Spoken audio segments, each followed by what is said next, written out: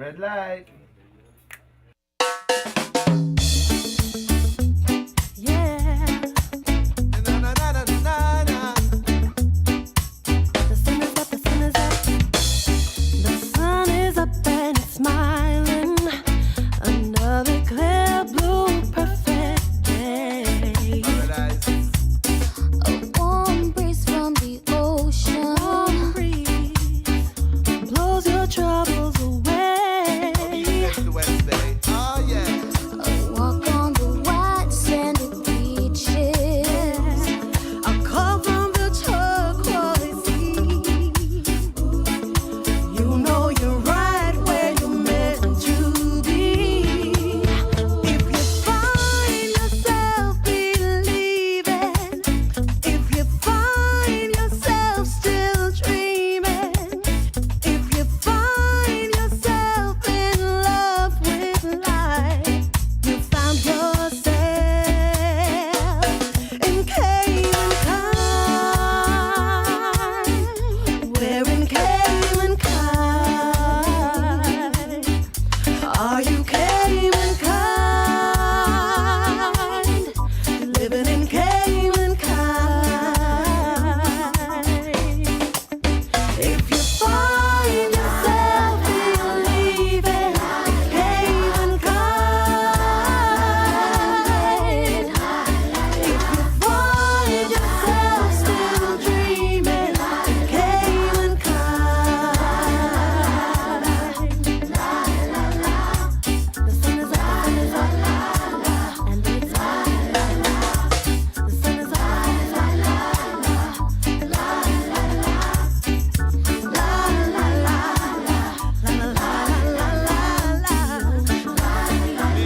Cayman time. blow your troubles away. If you find yourself believing, Cayman kind. I wanna walk with you Paradise. on the white sandy beaches. Oh, the sun is up and it's smiling. Another clear blue perfect day. Paradise.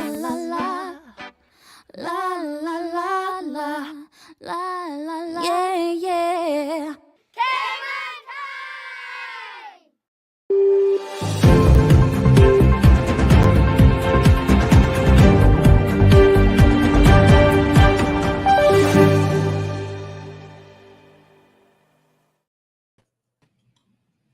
Welcome to Cayman Conversations, now streaming on Cayman Times Facebook and YouTube channel, and also live on Bobo FM 89.1. I am Ralph Lewis, and it is my pleasure to welcome Mr. Mario E. Banks to today's show. Mr. Mario E. Banks is a former senior government official in various capacities. He now serves as a human resource professional, an independent director, and businessman. For years, he has been active in the community and politics and continues to be a public affairs commentator and contributor. Good afternoon, Mr. Mario. How are you doing today? Good afternoon, Ralph. Doing very well. I want to just say good afternoon to all your listeners on social media and on 89.1, Bobo FM, and all the people of the Cayman Islands.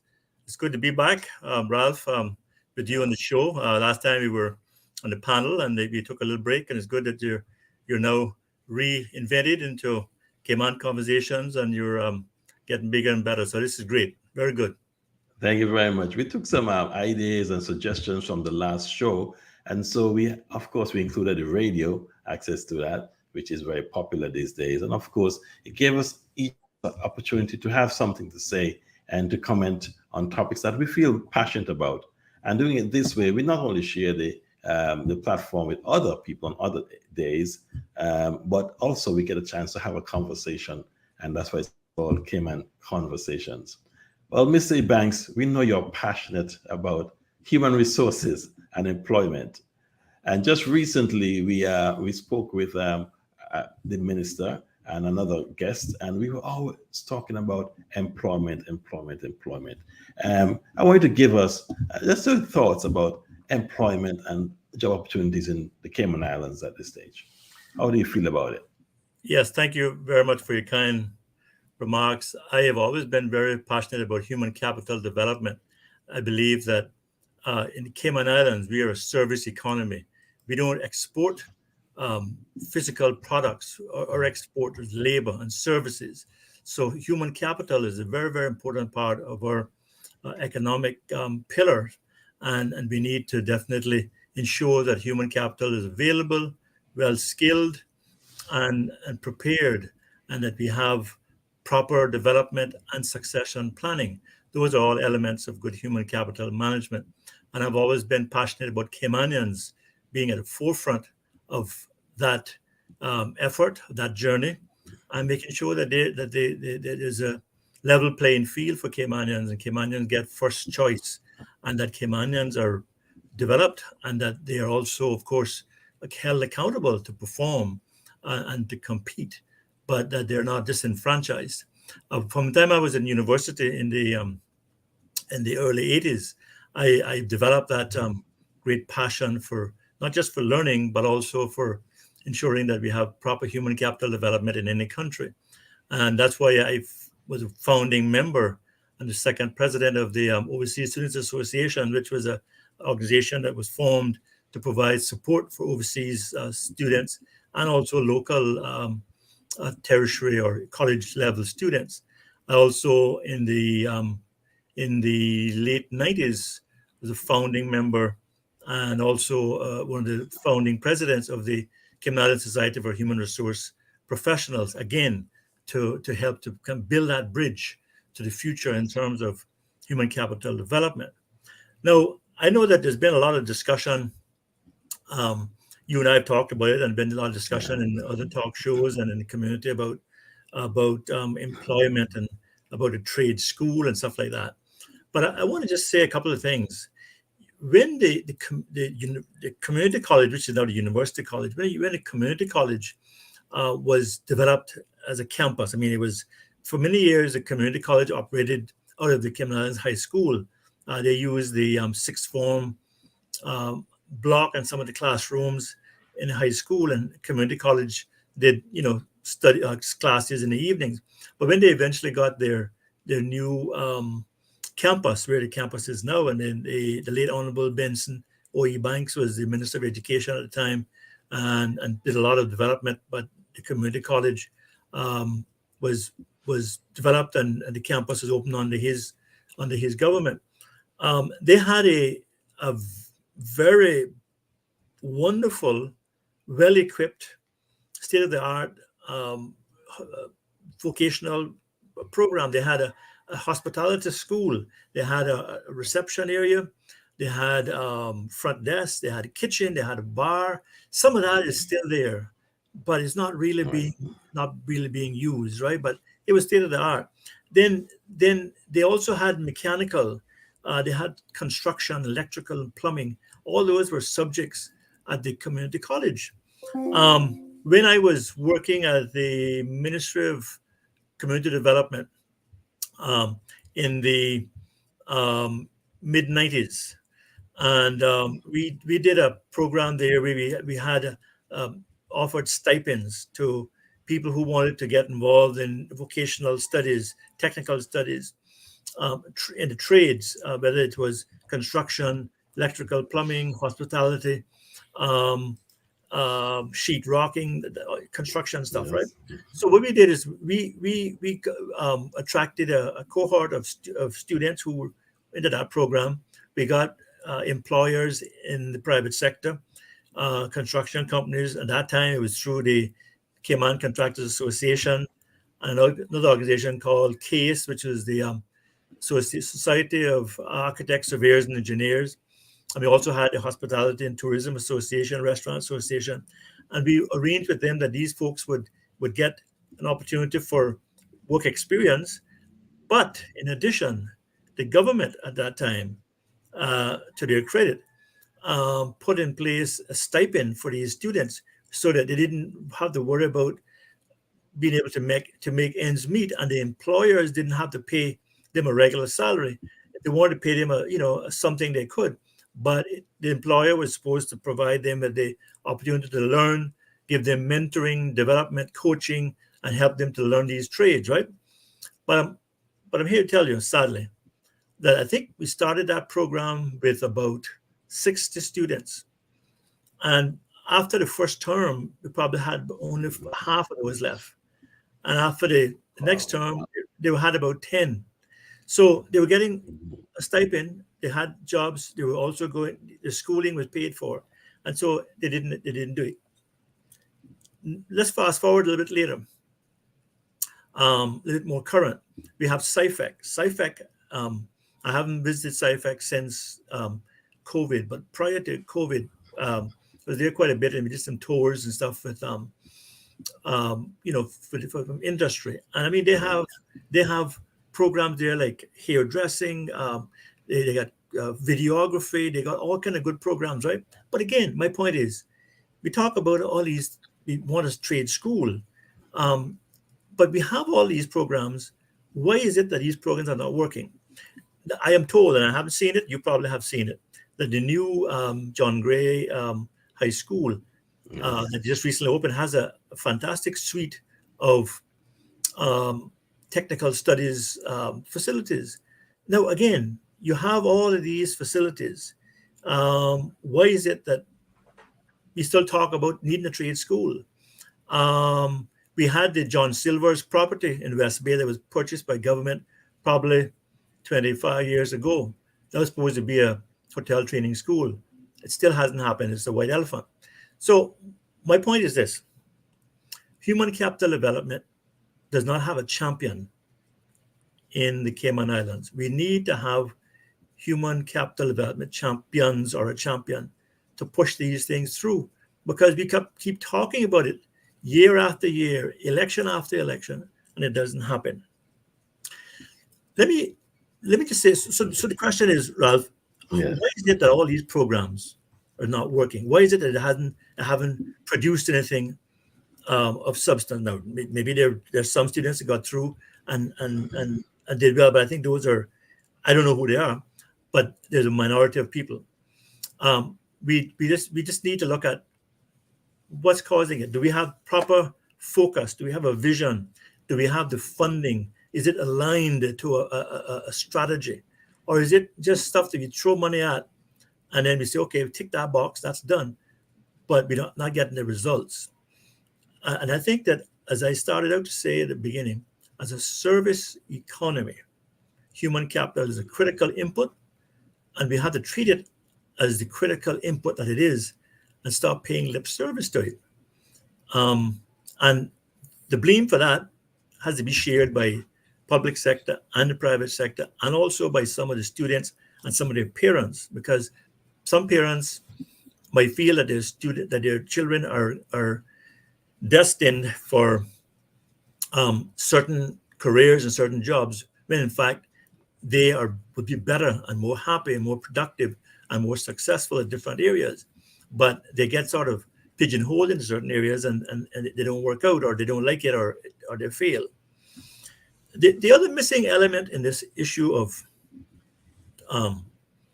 job placement for Caymanians is the Scholarship Secretariat. Scholarship Secretariat is a unit within the Ministry of Education that actually coordinates scholarships being granted to Caymanians, ensures that they're meeting the grades every semester to get their funds for the next semester. But what I see as a missing area is probably because of lack of resources. And I was a member of the Education Council in the late 80s to early 90s. And I know a lot of it is volunteers, but that was a long time ago as well. But nowadays, with the kind of budget that we have of over $1 billion, $1 billion, we need to focus more funds, more investment into human capital. And going back to the Education Council Scholarship Secretariat, they want to have a few people in there, and I think some of them are actually multitasking with other jobs.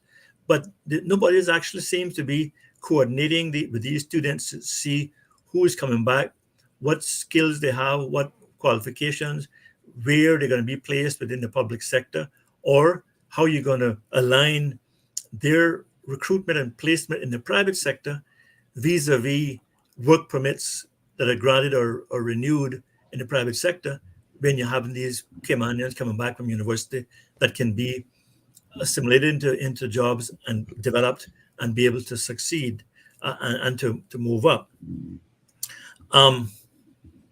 But if I may say something, Mario, just last week we had Mr. Michael Wilkes, and he actually came on here at very short notice, and we were talking about the graduation of a couple of students that did well, and he spoke about the program. It was attended by the premier and some government officials, and he actually was saying there is a need for funding for this program that he's offering those students. He has a lot of students signed up, and but unfortunately, on his own, he cannot enroll them because they need funding for it. So that was what he was emphasizing. He asked, if he was asking the public at this point, who he has admitted got some help from, to come on board with him so we can train people. So it sounds like the problem is not with finding people to train, but finding resources to pay for the training. Now, you've mentioned that there was some resources or some facilities that were doing training in the past. And my question to you at this point, are those facilities still available in the government infrastructure, or does it have to be in a private infrastructure like Mr. Michael Miles? I think it could be a combination. I'm not familiar with all of Mr. Michael Miles's facilities or offerings. I know he has programs, but there are facilities at the University College. They need to probably be dusted off and put back into operation. I understand that there's some first-class, world-class facilities at the John Gray High School, the new John Gray High School, and there are probably others at other high schools.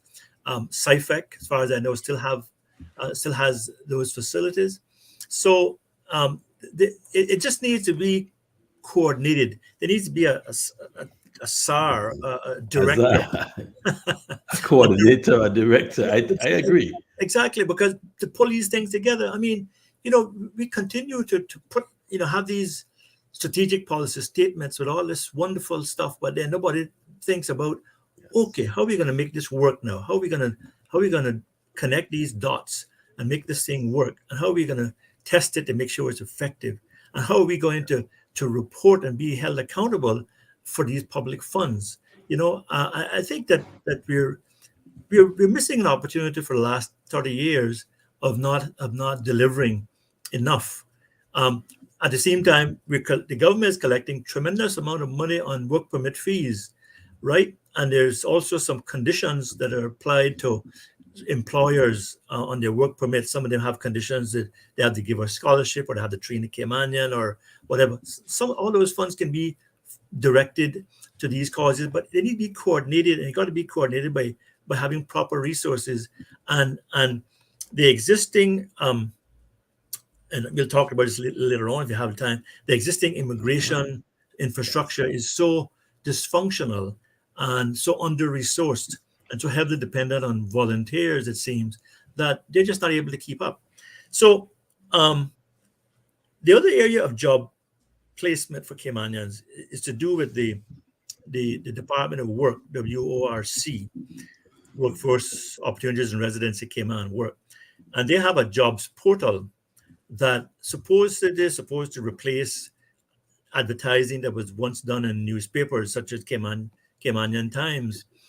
But this job portal really is not working in terms of, maybe some employers are supposedly not having to pay a couple of dollars for ads, but it's not working in terms of what it was intended to do, because Caymanians cannot seem to get registered without a lot of hoopla on that jobs portal.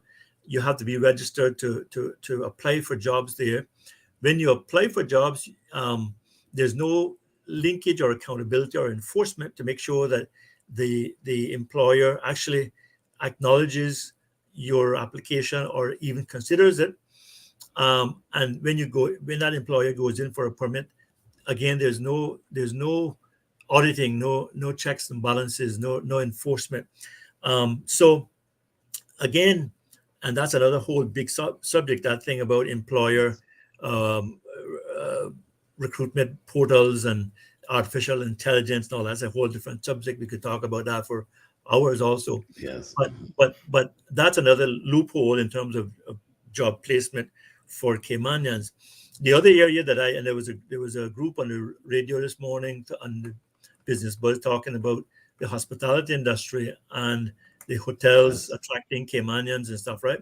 And I kept thinking that's wonderful, but one of the things that strikes me, and when you go into these hotels and stuff, you see the amount of non-Caymanians everywhere in those hotels, right? And that's because they did not have Caymanians to fill those jobs, which is another subject for another day.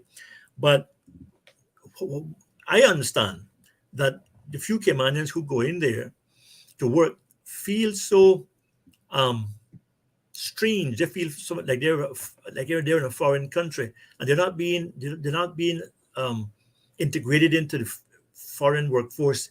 HR is not doing anything about proper orientation of those people, and to have proper teamwork and cultural synergies and cultural recognition and whatnot. And that's why Caymanians are going into the hospitality industry, and especially those big hotels and stuff, and they're not lasting long because it's like it's not a very conducive environment, and there needs to be proper orientation programs for all expatriate workers coming into the country, especially on the front lines of hospitality. There needs to be mentoring and a buddy system for young Caymanians who get into that industry so that they get their foot in the door, they get grounded, they get some development, they get some little, like say, a buddy system, so that they can have a fighting chance and be able to stay in that job. So Ralph, there's a We whole host of things that needs to be done, but we need to yes. coordinate it properly.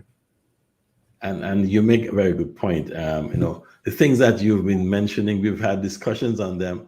But one thing I would love to see is a survey done by our workforce.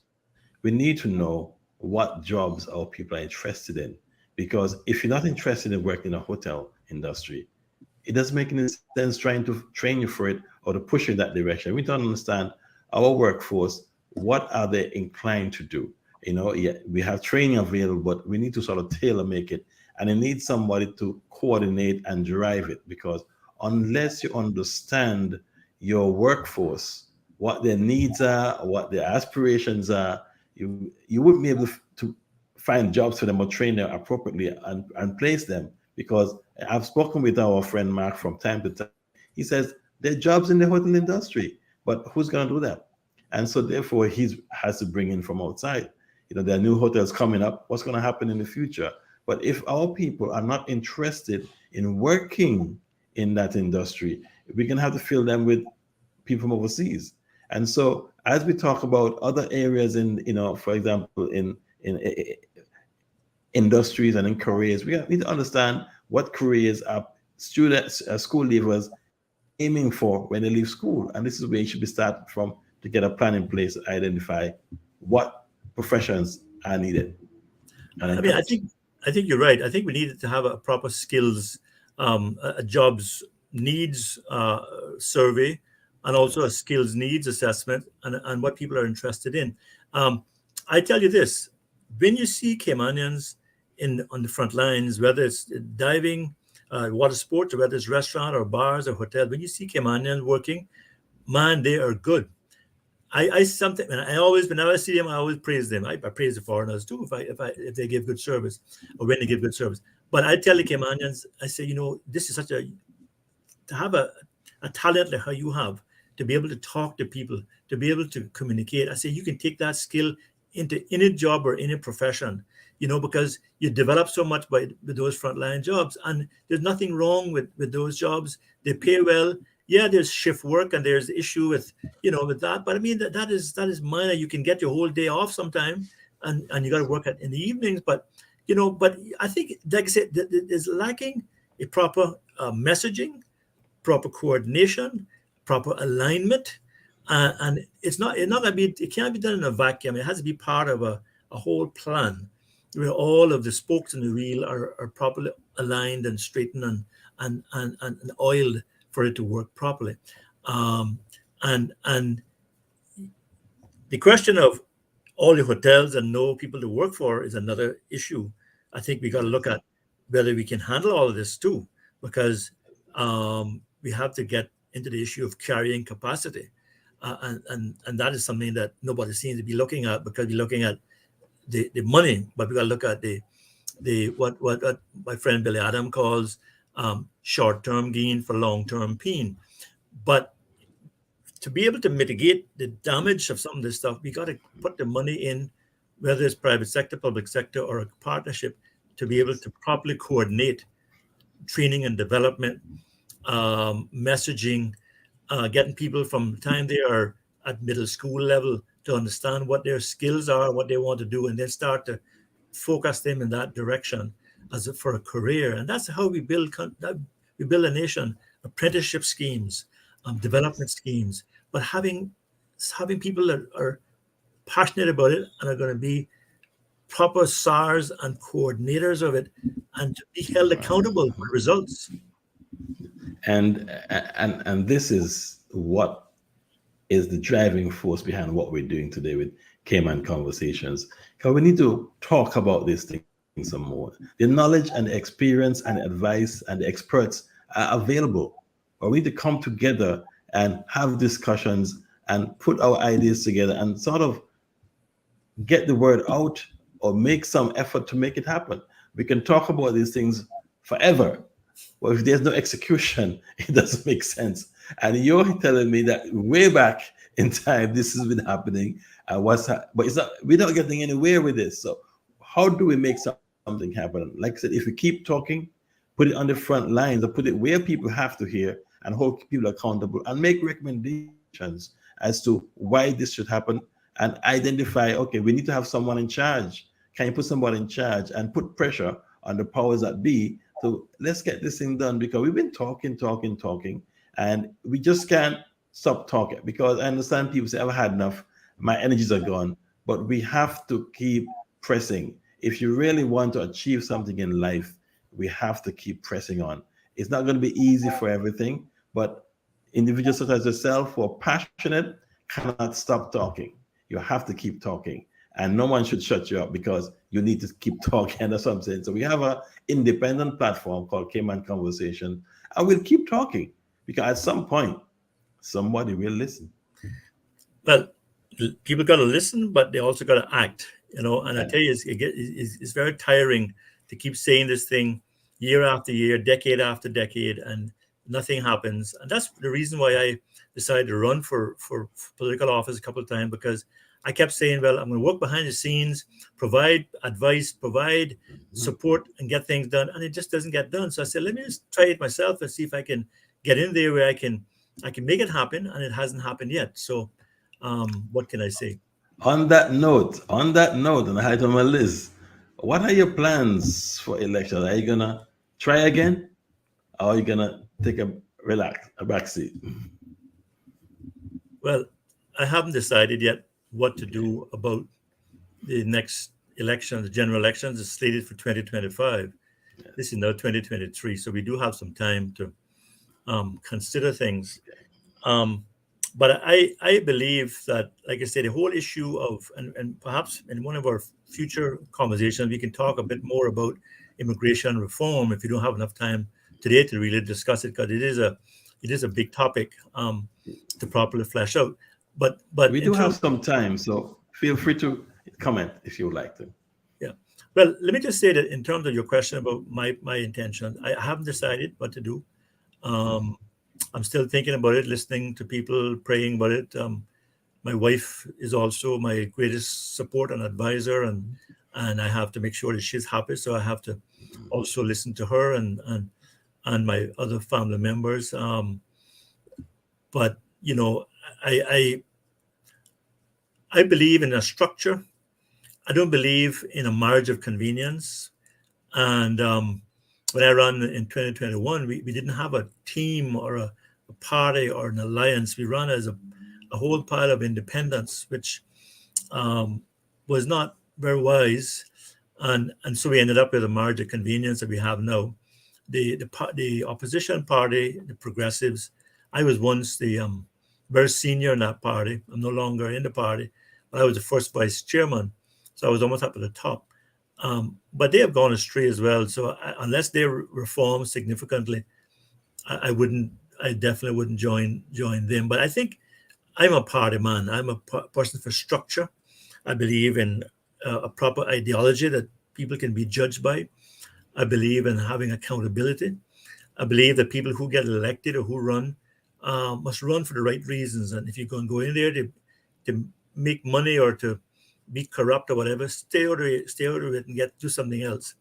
I think that people must do it for the right reasons, and that's why I have put myself forward, um, and at great cost and sacrifice. But I do it because of having a passion for the country, passion for the young people, passion for future generations, and knowing the right things to do, based on my experience, based on what I've been through, um, having to run away from my country of birth, which was Isle of Pines, Cuba. So I know how it feels, and I know how I don't want other young people to have that same hardship. But like I say, I think that we need to have a structure. For if, and I underscore if I run in 2025, and I haven't decided to do that yet, it'll have to be with a proper structure, whether it's a new party, a team, or alliance, or whatever, of people that are like-minded, that are honest, that are intelligent, that have a good feel for being representatives as well as being parliamentarians and legislators. So you can't have a unbalance where you want to have people that are in the community as sugar mamas or sugar daddies. That has its place perhaps, but we need to have people who are focusing on the big issues. We need to also put in place the district councils, because they'll also create opportunities for people to serve and to learn and to be able to eventually succeed the MPs in those constituencies. And I think that there are many issues that need to be focused on, but I think environmental protection, sensitivity, recognizing our carrying capacity and how much is enough, looking at human capital development, looking at some of the social decay, looking at affordable housing, um, the erosion to the beaches and infrastructure, roads and whatnot. There's a whole lot of big things that need to be focused on. And if whoever gets in the next election need to get in as a team with a proper manifesto, with a proper plan of action to deal with all those things. I really don't want to be a part of a group who's going to just go in there and just waste time and just do a lot of things that are not going to make an impact. I'm all about trying to make an impact, because we don't have a lot of time left to address some of these serious issues that we are facing. So I hope that gave you a little bit of a Yes. feel for Well, where I'm at. But I have decided, I got a couple of job prospects. I got a couple of projects I'm working on. There's something overseas that kind of came up as well. So, if I haven't decided yet, but I want to certainly make an impact and make contribution in the Cayman Islands. When you go into politics in Cayman, be careful, because you get blacklisted, and it's not something that is obvious or overt. It's very much under the table, and people, you're disenfranchised from projects or employment or other things. So unless you are retired or independently wealthy, or you're young enough that you can make a mistake and bounce back, then politics in a small country is not easy. It's a shame, because there are other countries like Bermuda, for example, where people can run for office, and if they get in, they can continue to be engaged with that organization they're working with, unless it's a public sector organization that is Yes. part of their area, and and in the private sector, they can continue to work. And if they don't get elected, they're not unemployable. In Cayman, it's a different thing where um, people are, like I said, they're blackballed, or whatever word you want to use, and it's very subtle. They either think that you're going to run again, so they don't want to hire you, or they feel that, oh, I don't like your views, or you run against my friend, so I'm going to do my best to punish you. So, um, you have to be strong and you have to have options, but politics is not an easy road in Cayman. So I want to serve. I have a passion for service, but I haven't decided what to do about 2025 or even earlier, or any Okay. other future runs for political office. Okay. Do you know of any parties that are being formed um, outside of the progressives? No, I have been hearing some snippets from various people about this one and that one that is going to do something or whatever. But they haven't called me. And basically, like I say, if people want to get involved, whether they want to um, volunteer or serve or contribute funds, or they feel that they want to form something better, and they're good people with good ideologies and intentions, I'm certainly would be I would welcome um, a call, or looking at that group. But I'm not actively looking for anything at this point in politics. Okay. But like I say, I imagine the progressives are going to run. They say they're going to run a slate of at least 15 seats Yes. in the next election. Whether the current pack group stays together long enough to run the next election, I don't know. But like I say, I've been hearing a couple of things, and let's see what happens. We need to have one thing is for sure. We need to have good, credible people, male and female, in this country to take us forward. People who cannot be bought out, people who are intelligent, people who can go abroad and represent us, people who are not going to embarrass us as a country. So that's why I like to think that we can do something. But to go back to the subject today about job placement and trade schools and stuff, there's a lot of things that can be done, can be pulled together. We don't have to reinvent the wheel. We just need to kind of coordinate and align things better and join up those dots and make this thing work. It's not rocket science, but we're just making it difficult by not addressing it. So we're kicking the can down the road, and then we're making the problem even bigger. Um, I just want to tell you that there's you remember um, Vision 2008. This document here, Yes. Vision 2008 was a strategic plan, 1999 to 2008, and it's a wonderful plan that had a lot of people involved, probably thousands of people involved in it, and it developed a lot of plans and action plans and whatnot. And one of them that they developed was Action Plan um, 7, which was to create a new human resources authority or similar body which will merge and make efficient the functions of immigration and labor. That was from Vision 2008, 1999, 2008, 10-year plan, right? That hasn't been done. If that was done and followed through and done properly, a lot of stuff that I'm talking about here today would have been dealt with. Uh, I did a paper in a book, um, um, Cayman Islands History, Politics, and Society. It was essays in honor of J.A. Roy Bodden. The book was published last year. It only cost Yes. $25, and you were I think you were at the launch as well. And Yes. $25, you can get it from Mr. Dr. Livingston Smith at the UCCI. University College, or Dr. Stephanie Fullerton Cooper. And I wrote a chapter 19 in that book. And my chapter was dealing with the subject of reform of the labor and human capital development framework and systems in the Cayman Islands. That was my chapter in the book.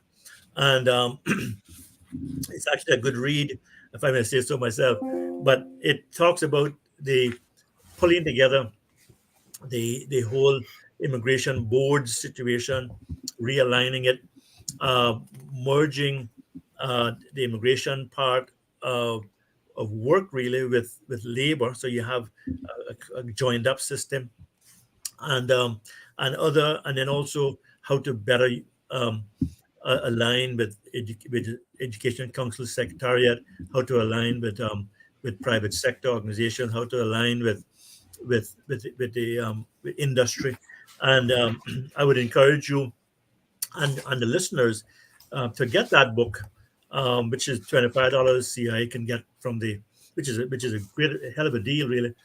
um, you get from the from UCCI, and read not just mine but other wonderful essays as well about Cayman history, politics, and it basically was papers that talk Well, about big topics, and that covers a lot of stuff that I would want to talk about in terms of how to go about reforming parts of immigration that deal with human capital development, which is such an important topic in a service-based, growing, small, industrialized service economy.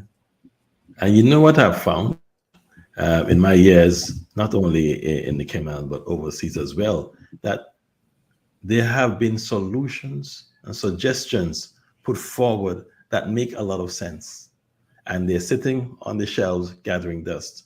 And if we had put some of those into action, we would be far ahead than where we are. What we end up doing is now digging up those ideas and executing them now and realizing that, wow, this thing works.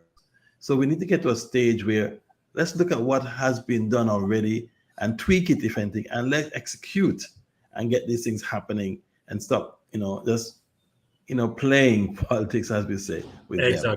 Exactly. Mario, sorry, I'll give some final words, please. Yeah, yeah. To that point, all I want to say is that probably about 12 years ago in your newspaper, um, uh, not the Cayman in Time, but the one before that, the Reporter, right? Reporter?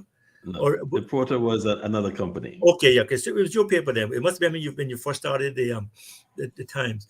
I did a paper there about a new category of permanent residency, and in that paper I outlined that, and perhaps in one of our future conversations we can talk a bit about Yes. that. But you were kind enough to give me an opportunity to put an exclusive in your paper on that subject. You know what I found interesting? That was 10 years ago, and today Yes. we're talking about that same subject, whether we need to Yeah. look at PR and look at the point system and all those other issues. And again, Yes. it depends that it seems like unless somebody particular says something, it doesn't get action. But we need to get on with this thing and just address these things, and let's move on and build a better country as a result of shared commitment, human capital development, sharing brain power, and working as a team and not against each other. Ralph, I thank you very much for the opportunity. I hope that I could be back again. And as your show grows and becomes more popular and you get people listening and contributing, that it'll be a first class addition to our intellectual discourse in the Cayman Islands. And I thank you very much, Mr. Mario. And you are welcome to come back anytime. And by the way, the newspaper was called Employment Weekly, and Aye. it was to deal with employment and jobs. Right. It's amazing. 10 years, we're still pushing the same agenda, which is a good agenda. And on Cayman Conversations, we're not giving up.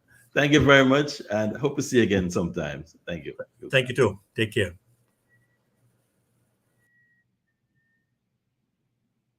Stay tuned. We'll be back very soon after some great Caymanian music.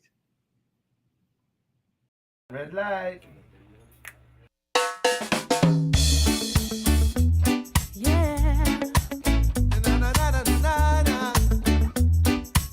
The sun is up, the sun is up. The sun is up and it's smiling. Another clear blue perfect day. Paradise. A warm breeze from the ocean. Warm breeze blows your troubles away.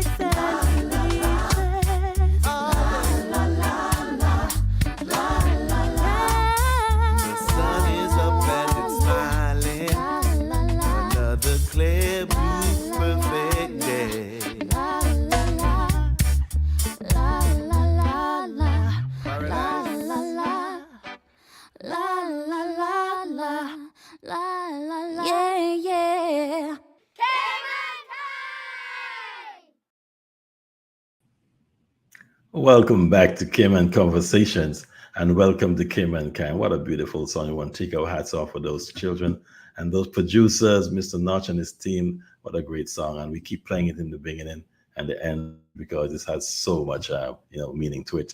And we also want to promote our local musicians. And as we go along, every time we come on air, we'll be playing some good Cayman music. We're going to switch gears right now. We're going to say good afternoon to our friend Tristan. Tristan is one of the organizers of Cayman Islands Fashion Week. Good afternoon, Tristan. Good afternoon. And I think Norma is here. Norma, good afternoon. Not You have hearing to you too good. unmute your microphone, Miss Norma. Okay. Oh, hi, Can you hear Norma. me now? Excellent. Thank you for Good coming on. afternoon. And we are live on air, on radio, everywhere. You're on Cayman Conversations. And want to welcome you once again to this show. And we're happy that you took time out to come and talk to us about what happened in the Cayman Islands recently. It was Cayman Islands Fashion Week. It was well attended. It was a great show. So Tristan, just introduce Cayman Islands Fashion Week and Ms. Norma for me, please. Very good. Yes, it was, to keep it nice, a very exciting and busy week. Very challenging at the same time, but it was all about, unfolding the vision of Miss Norma. Miss Norma started working on this for many, many, many years ago. And, Cayman in Style Fashion Week has now officially been launched as a platform. The show has been done. Leading up to the show was very exciting, and we did many different workshops. And now we are preparing to, recap, see where we need to improve on for the next sequence of events for 2023, but also, of course, making some big announcements for 2024, and actually maybe a small announcement from Ms. Norma's side for a possibility and a big collaboration at the end of the year. So again, it was a very interesting journey, but Ms. Norma pulled it off. Well, thank you, Wilson. And thank you, Norma. I know you, we go way back. Oh and God, we go way back, Ralph. I and can, going way back. I must say, Ralph, thanks again, for coming on my journey. It is so appreciated because I can remember you was one of the first person I came to 2019. I came in the office 2019. I sit down. I told you what my vision was. You came on board and you said, Norma, I will help in whatever way possible you could. And 2019, you did it. The pandemic came. I came back to you a couple months ago. You came on board. And I must say, thank you, thank you, thank you again, Ralph, for helping me, helping me to execute my vision. Okay, it's a all vision. right. Well, it's my job. And I'm happy to do my job and help to promote talent, help to promote, creativity. And that's what we want to talk about today. Fashion designing is all about creativity. And Yes. can you give us a little experience of your experience? And then we could talk about the actual event that happened. But I think you've been in fashion design for some time. Even your daughter is involved with it. Let's give us I've a been little in yeah. fashion design over 34 years. I've been in fashion design. First time I remember went to a fashion school was 35 years ago. And I never stopped there. I came to Cayman. I left. I went back to Parsi University. And I'm back in Cayman now 23 years. Yeah. So you are actually designing some of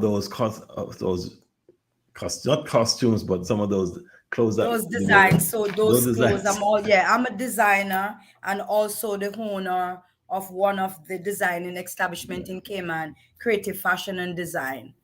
Okay. Do you make the clothes as well? Yes, I do. I'm just maybe one of the fortunate designer who design and sew also, because most designers don't sew. I So see. that's a gift and a privilege that I have that I do both. Okay. What I find, and one reason why we do what we do, is that we don't talk enough about these things that we have around us. You hear about a show or an event, sometime during the year, and after it's done, we forget about it and move on.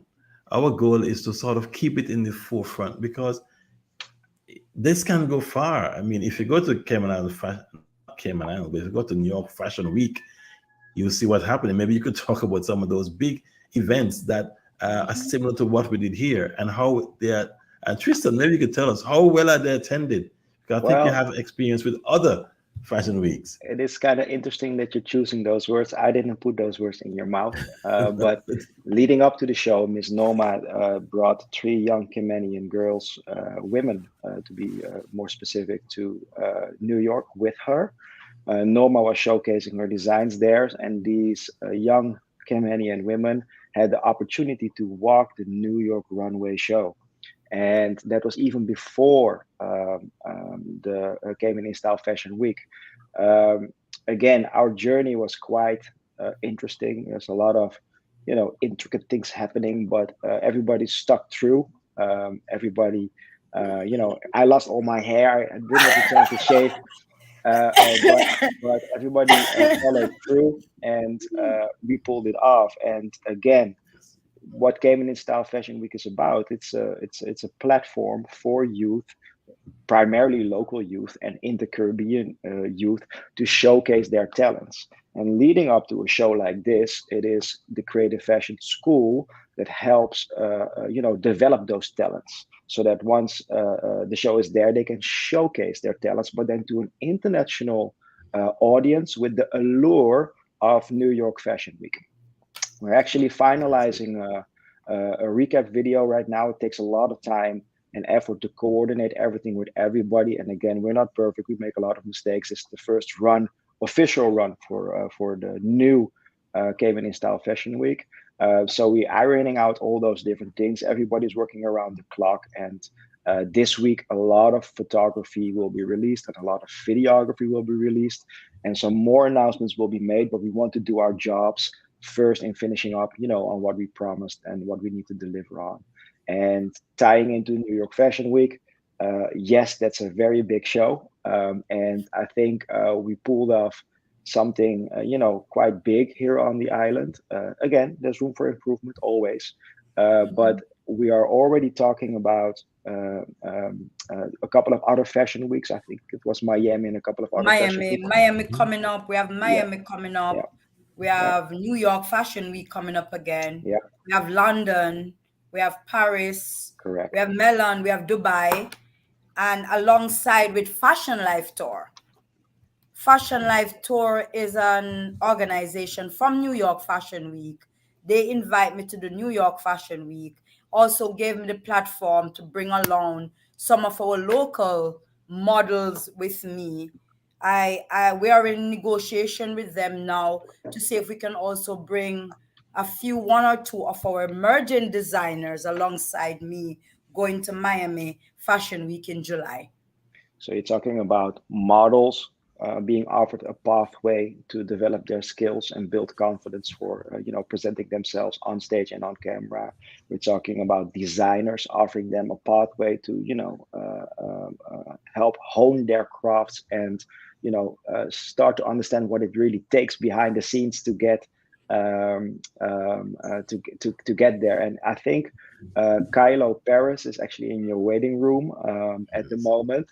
And she's one of those emerging designers that made her debut on the Cayman Style Fashion Week. And instead of us talking about it, maybe it would be nice for her to have her view on how she experienced it. And prior of her getting on board, her work was, well, to be honest, very impressive. Okay. We see where Kyle is trying to get in. She needs to log back out and probably try and get back in. She's not connected just yet. But just to let you know, for our listeners on Bobo FM and all our viewers, that Norma Banks is the CEO of Creative Fashion School and Cayman's in Style Fashion Week. And Kylo is an emerging designer.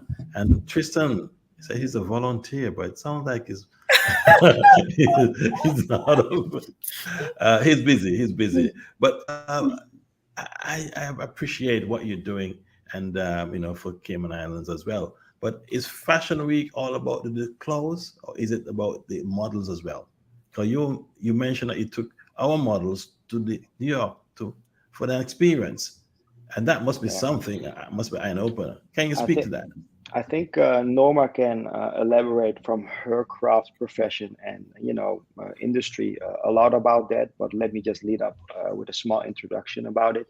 This is a platform for local youth to develop themselves. The show is just one of the outcomes of this. Okay. If Ms. Norma was specialized in another industry, the same formula would apply, right? It is a show to make sure that all the talents that are here locally and of course in the inter-Caribbean region, the greater Caribbean region, comes together.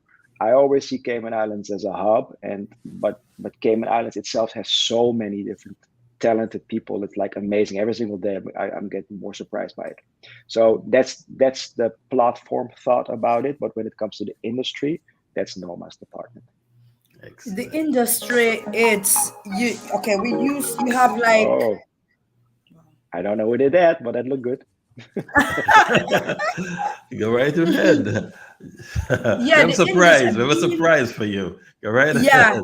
that was No, yeah. but the Being industry. in Go right the ahead. Mhm. industry, yeah, being in industry for so many years, I realized that Cayman have so many talent. You'll be shocked to know how many dressmakers, tailors are in the Cayman Island. When I started, it was just a few, but it's a lot.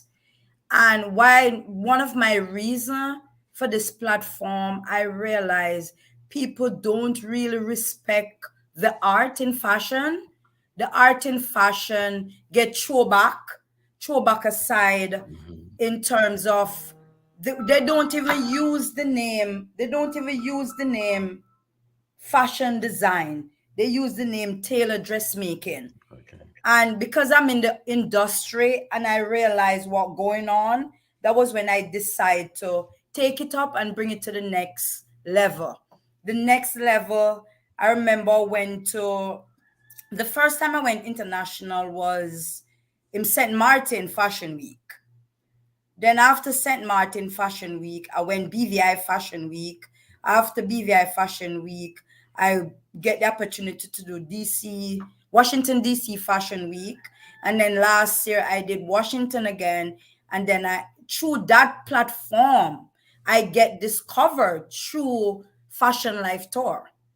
So Excellent. from me going out there and try to promote myself, and the Cayman Island, that was when I got discovered by Fashion Life Tour. Then Fashion Life Tour reached out to me to do New York Fashion Week. I was like, wow. And then when they reached out to me to the New York Fashion Week, she said, I have seen how much you try with the kids, how much you try with the local. So I'm going to give you a platform to bring the models with you. Then after I went New York to present myself, that was when I didn't know I did so well. She reached out to me and said, not only that, we will come alongside you to Cayman Island Fashion Week. And they did. They were here. They bring four designers, four models. The host, Kira, is Right. the CEO for Fashion Life Tour. They bring photographer, they bring videographer, and I think they bring like 13 people with them, all paid for by them. And for Excellent. that Very good. I was blown away. And that tell me how far we can go with Cayman Island. And the journey just begin. Excellent. Well, we have Kylo standing by. We're going to bring her into the Ah, conversation, and she can nice. tell us about her experiences and what she's looking forward to in the future. And then we have a video of the event that we're Mm. going to play a small clip. All right, Kylo. Good Hi, afternoon, Kylo. guys. Hey, Hi, Good can you hear afternoon. me? Thank you for Welcome having to. me. Thank you for having me. It's good to see that Norma is back up and running again after crashing. Very good. Tell us about Yes. yourself, Kylo. So basically, I used to be in the industry before, but only on the modeling side. I did fashion model as a teen. And Right. then I had a passion for it growing up. For example, I could tell you my first ever memory of doing anything. Well, my mom paid for it. My mother. She used to put, the dresser or the bed up against the curtains back home. And I remember as a child, I would think that why is she wasting the fabric? So I would cut the curtain that's underneath the bottom of the bed, and I would use that to dress myself. And that's one of my oldest memory for like playing around with fabric and doing so. I can tell you this one thing. Cayman Fashion Week definitely was a platform for me to actually debut myself, and I'm still overwhelmed. I'm still smiling ear to ear. Uh, Everything has been, it's falling into place right now. I feel like I've found my place. I'm telling you, it was amazing. I met amazing people. I met amazing designers who are acting almost like a mentor for me. Were willing to share their insights and stuff. It's incredible. It's really a great feeling. It's a good thing. I have to say, Cayman. This is a good thing for Cayman Islands. Tons of Okay. And talent I here. met Kylo a couple years ago, and I saw her talent. And I remember I invited her, I said, you need to come to the class to learn how to use the machine because she draping. And I remember even asking her to do 2019. And she said to me, Miss Norm, I don't think I'm ready. And even when I asked her to do 20 this year, she still said to me, Miss Norma, I'm not ready. And I said to her, I'm not going to take no for an answer. You're going to do it. You're going to. And she said, I'm still searching. And I'm like, you need to stop searching because I see it in you. I see the talent. And, as It's people true. ask me every day, how do you have a business and still yet push people in the business that you're doing? And I'm saying to people, you know what? That's what you do. That's a gift you get. And if you know, it's all about sharing. And as a teacher, I realize the more I share is the more I get. Excellent. The more Well, people I empowered is the more I feel empowered. all right. And this is what I do. Just seeing my emerging designer smile and shine, it allowed me to feel like I'm doing something. I'm contributing to my community. And that's what I do. That's what I do. Excellent. That's what I do, Ralph. That's what I do. Excellent. Very good. Keep doing it. Well, we have our final guest. Her name is Jacinth. I think she's standing by. Let's see if Nice. she can get her in here. Good afternoon, Jacinth. Hello, Justin. hello. How are you guys Hey. doing? Welcome, welcome. Thank Great. Welcome you. to Cayman Conversations. We're talking about Fashion Week, and Jacinth is one of the hosts of Cayman Inside Fashion Week. And I'm sure many Yes, would have seen her. Tell us about yourself and what brought you this far. sure. Thank you guys for having me on. My name is Jacinth Headlam. I'm a published author. I work on air or QVC. I'm a actor and a film producer, and I'm a mom. And I'm also thank you so much, Norma, for giving me the opportunity to host the Trailblazer Award. That was, collaborating with her in my nonprofit Inner Star, where we recognize and award, individuals in their different sectors of the community, whether it's best in beauty, hair fashion, makeup artists, best videographer, photographer, best model, best designers. So I was able to collaborate with Norma on that, to bring that to Cayman Islands. So I'm excited I was able to do the Trailblazer Award. That was on a Friday night. Okay, And great. to add to that, Jacinth was the person who invited me to do Washington D.C. Fashion Week Excellent. because Wow. she was the host 2022 last year. So Mm. she sent me an invite to be a designer there. And while we were driving, not only that, she picked me up from New York and drive all the way to DC with me. While I was in the car, I was telling her about Jacinth was also the host of 2019 show. Okay. She hosts 2019 show for me, and in that she invited me to do DC Fashion Week. While I was in the car, Justin said to me, what's your plan for Cayman? And I'm like, my next show is coming up. And she said, what you think about doing Inner Star? And I'm like, Inner Star, what is Inner Star? And she explained it to me.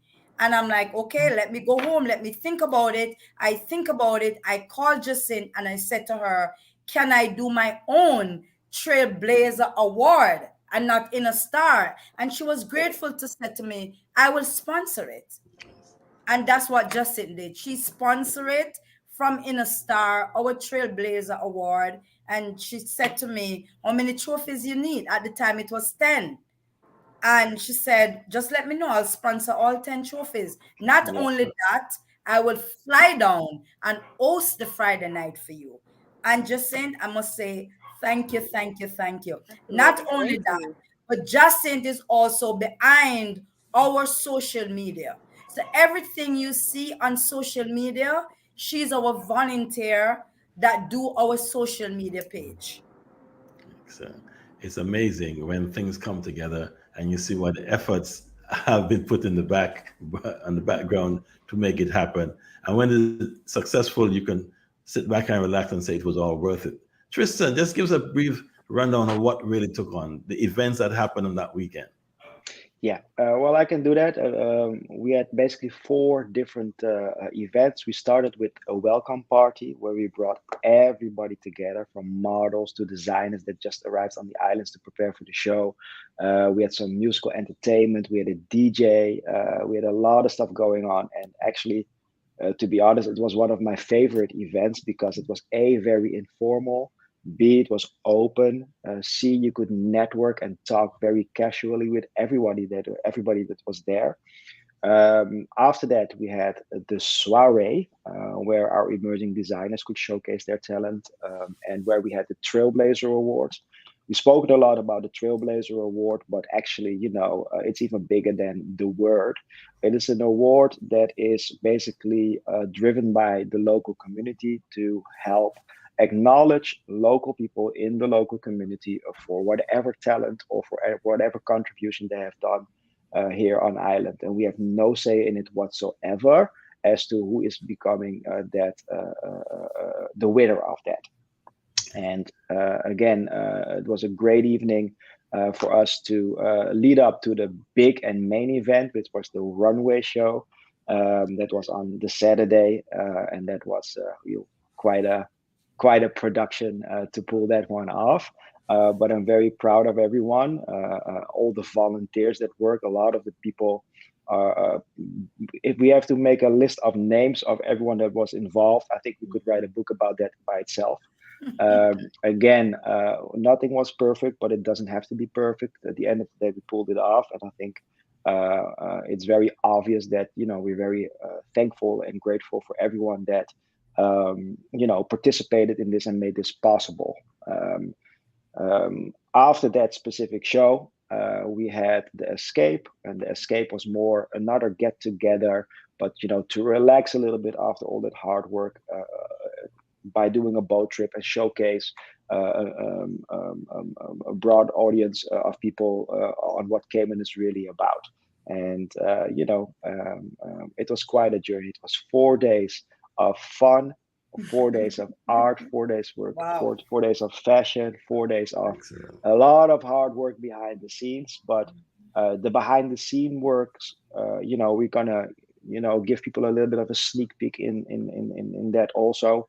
And trust me, we are all evaluating on how to improve next year's run going forward. We learned a lot, and it's now about celebrating your successes, and make sure that you keep delivering on the promise, because the show is not the end goal, the platform is the end goal. So leading up toward the end of the year, we got many other different events for designers, for models, and for a whole bunch of other people in the industry locally. Thank you. Well, we have a video with some sights and sounds, which we're going to Oh, just play okay. for our viewers and listeners. Okay, great.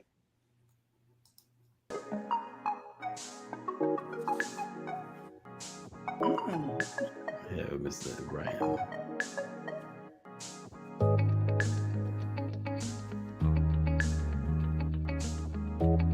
Can you tell us what we're seeing for those listeners on the radio? Miss Norma, you may do the honors. So that's the children models. That's Perry Jones, one of our international designer.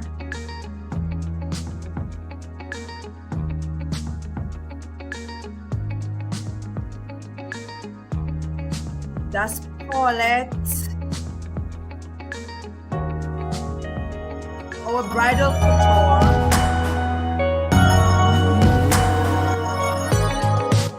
Oh, that's our own honorable Mr. Kenneth Bryan. All right. Thank you very much. Thank you very much. That was Yeah. great. That Oh, was that's a great. gorgeous video. I love that Yes. video. I need that Yeah. video. Thank you, Tristan. Government Thank got Still you. it working first. on. Government got it first, and Still working on it. the official recap video. We got a sneak preview of it, but Yes. we want to make it good and perfect before we share it out to the gen public.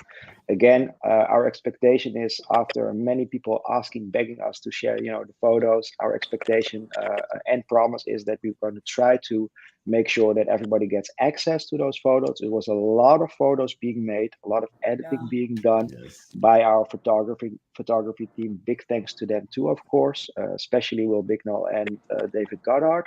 Amongst them, many other ones like Gary Franklin. Do you want to Gary, Eugene, Eugene, Ryan, even Will. even Devin, Will Bicknell. A lot of people were involved. Again, they have been working very hard editing the material so that everybody looks at their utmost best, better than they're already looking.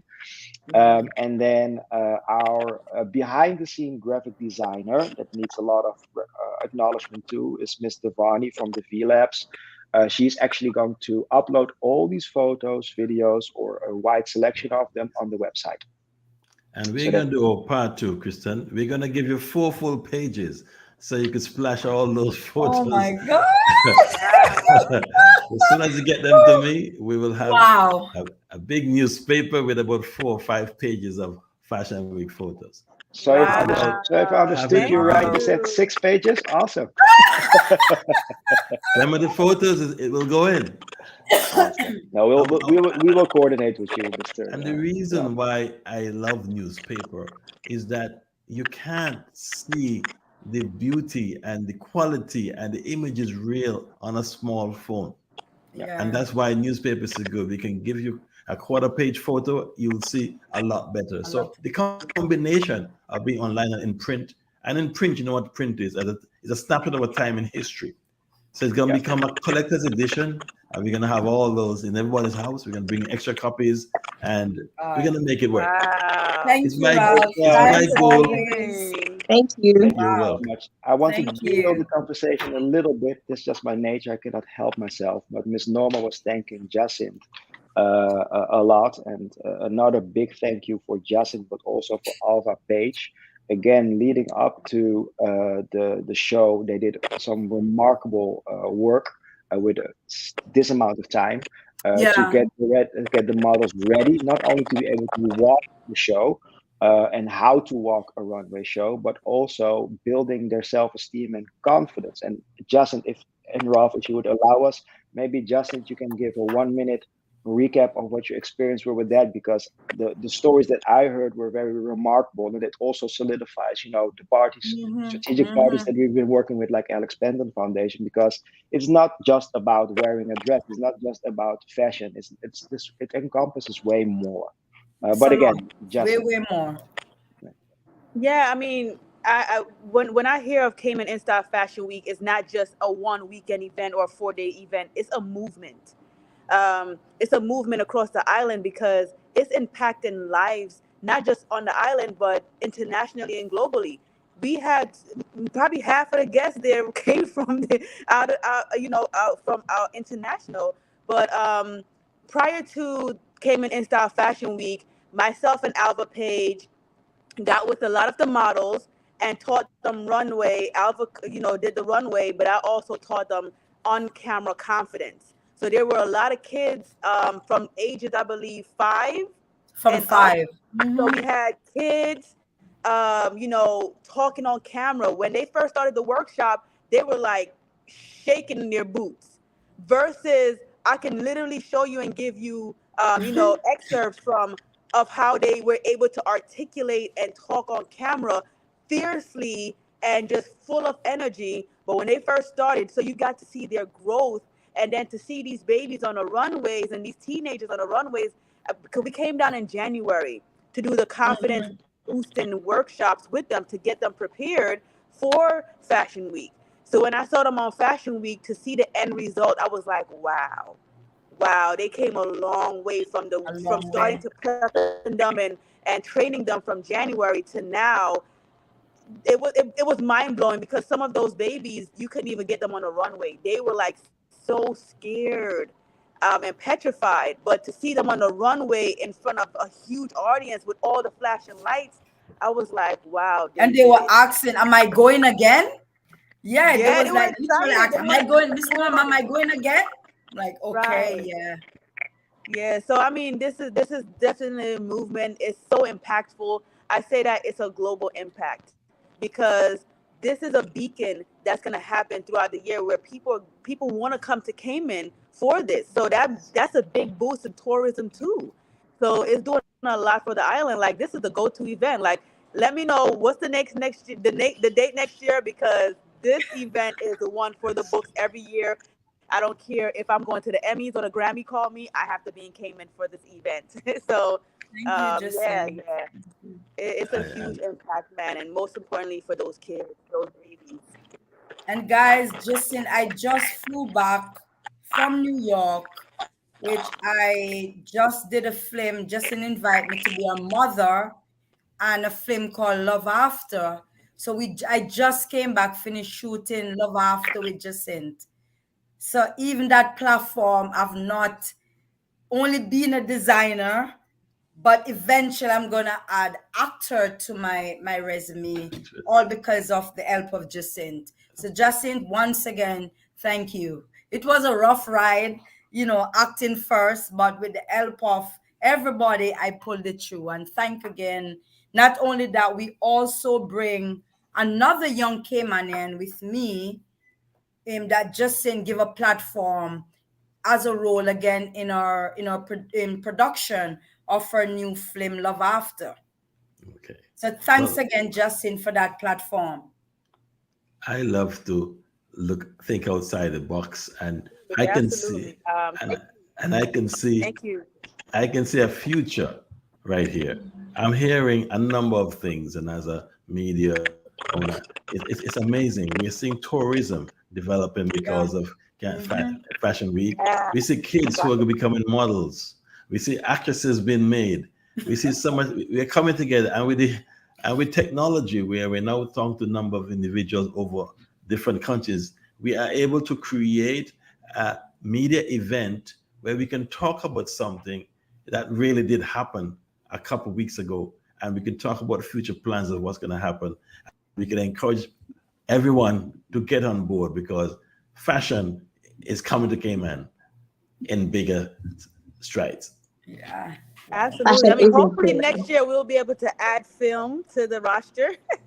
Ooh, Probably a Absolutely. film ooh. screening. It'll be great because what I heard from feedback is that we had for the Trailblazer Award we had best filmmaker and we had to take it off because sadly enough they didn't have filmmakers on the island that weren't represented or were submitted for the Trailblazer. So I'm like, we have to change that because I'm a film producer. So my Yes. hat start That's turning. I'm like, we have to bring more film development and to especially in the schools. yes. Like I'm flying out to Nigeria because I have a nonprofit where I get curriculums and the art in schools because I know what the art did for me. It's not just a plan B if you're not a doctor or lawyer. You know, a lot of people look at the art as a plan B or a hobby, and no, the art is big on self development and it's changing lives. You're in people's living room, in people's kitchen, evoking emotion and storytelling. Art imitates lives. So hopefully we can change that and bring more film exposure to the island with these kids, especially in schools. So whatever I can do to help with that, who I need to talk to get curriculums and programming and get my crew out there to develop some films. Let's do it. Let's do it. Right. And we do have a growing film industry. Well, can you give us some contact details as we get close to that time? Norma, how can we reach Absolutely. you? Oh, Tristan, how can we get in? If I want to get involved in Fashion Week or your future events, how can I contact you? Miss You Noma? can you can contact us at www.InStyle Cayman Fashion Week. You can also contact me, Norma, at 9280344, or what's the number, Tristan? That those are the most important numbers for now. Most No, we got three business lines. Ms. Norma got three business lines. One is the Creative Fashion School, where a lot of new workshop are going to be launched again, summer camps, after school programs, etc. Then we got the Cayman in Style Fashion Week, which will be a platform where everything comes together. And then you got creative fashion and design, where Norma does her day-to-day work, and that's where her bread and butter is, of course, in essence. The main website is called CaymanInStyleFashionWeek.com, and all our social media handles are on there. What we are going to do is we're going to do a little bit of an overhaul of the website. Ms. Devani don't know it yet, but we're still going to do it. Whereas we're going to add the gallery this week for all the photos and the videos, or at least a selected few of them. And what we're going to do is we're going to make possible link outs to all the parties that were involved, like, for example, the hosts, like, for example, the miscellaneous designers, so that everything comes together again. And then at this week, we do a lot of recapping and evaluation in order to make sure that we got our blueprint for the remainder of the year and 2024's Cayman Style Fashion Week show ready, improved, and extremely well organized, so that we don't lose as much hair as we did this time. Yeah, and guys, I just sorry about we know we're behind, we know we're late, but I end up with pneumonia. No. So I just getting over the pneumonia. Yeah. You'll be fine. You'll be fine. Well, folks, I want to thank you very much for coming on. Tristan, thanks for reaching out and arranging to have these lovely ladies join you on Cayman Conversations. And we will be streaming next year live on this program. What do you mean next year? What do you mean next year? Next quarter. Next quarter. Next quarter. Next quarter. We are already planning off something coming up in November to be announced. Okay, very well. Whatever happens, we are here to stay, and we're here for the long haul. Awesome. And I wish you all the best for Cayman in Style Fashion Week. Thanks for joining us, and folks, thank you so much. Time. We want to have another conversation. Thank you. Thanks, Jacinth. Thank you for coming. Thank you. Thank you. Thank you so much. Bye-bye. All the best, guys. Cheers. That was a lovely interview with Cayman in Style Fashion Week. Thank you for joining Cayman Conversations today. And Cayman Conversations seeks to elevate the level of media conversation with our special guests from all walks of life. The 90-minute show will also feature music videos from local artists. Join us tomorrow at 12:30 p.m. for a conversation with the Batabanu committee as they prepare for Batabanu. Remember to like, share, and follow Caymanian Times social media pages, and also pick up the copies of the newspaper on Wednesday and Friday at locations across the islands. Cayman Conversations is a production of the Caymanian Times newspaper. Have a great evening and enjoy Cayman Kind from our local musicians. Goodbye.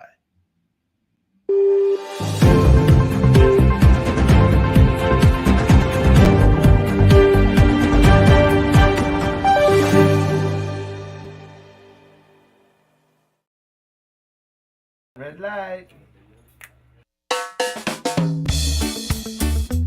Yeah. The sun is up, the sun is up. The sun is up and it's smiling. Another clear blue perfect day. A warm breeze from the ocean. Warm breeze blows your troubles away.